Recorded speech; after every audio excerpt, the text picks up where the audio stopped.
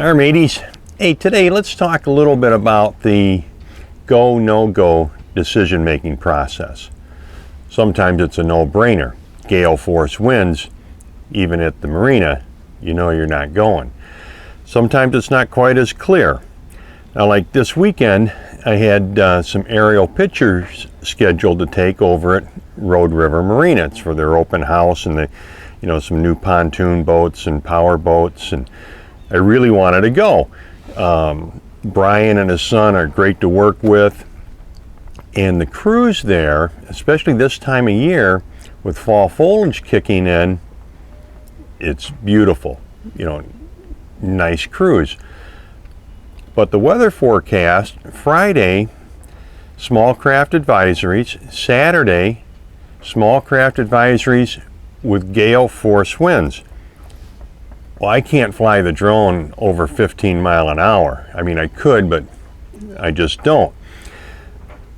So even had I been able to get there, which I could, but I would be beating against a 25 to 30 knot gust winds and against the current, bouncing the whole way, a long trip, and then I wouldn't be able to accomplish my goals when I got there because of the high winds. So how do you make that decision to go or no go? This one was a pretty easy one. Sometimes it's not quite that easy. Now, for example, prudent mariners, you're going to come up with your own way of determining go or no go. This is just how I do it. I have three basic types of small craft advisories. I always check the NOAA weather on the computer and on the VHF, plus a couple other weather channels. But my first small craft advisories are 20 knot winds going in the direction that I'm going, and I'm going with the current. Well, I'm going to go.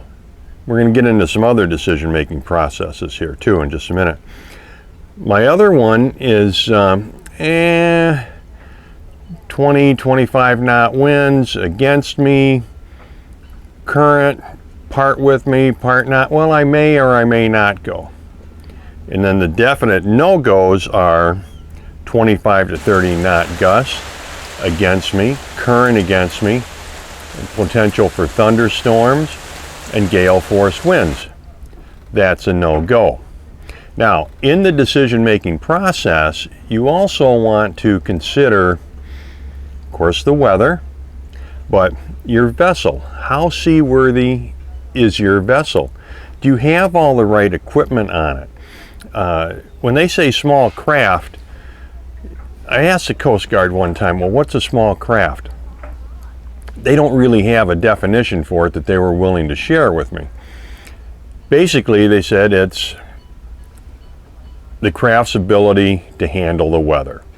So I'm on a 30-foot boat. My freeboard is just about 3 feet, and it's a sailboat. It bounces around nicely. It's not hard to keep it into the wind.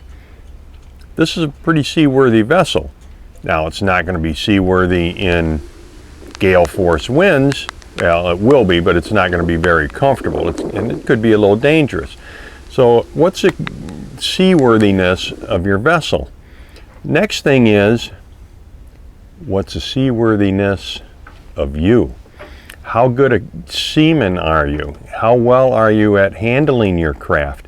Do you know your electronics, how they all work?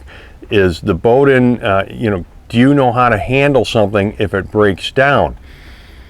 Most of the time, the answer is going to be yes to these things, but then a part of that is, how uncomfortable is it going to be for you or your crew?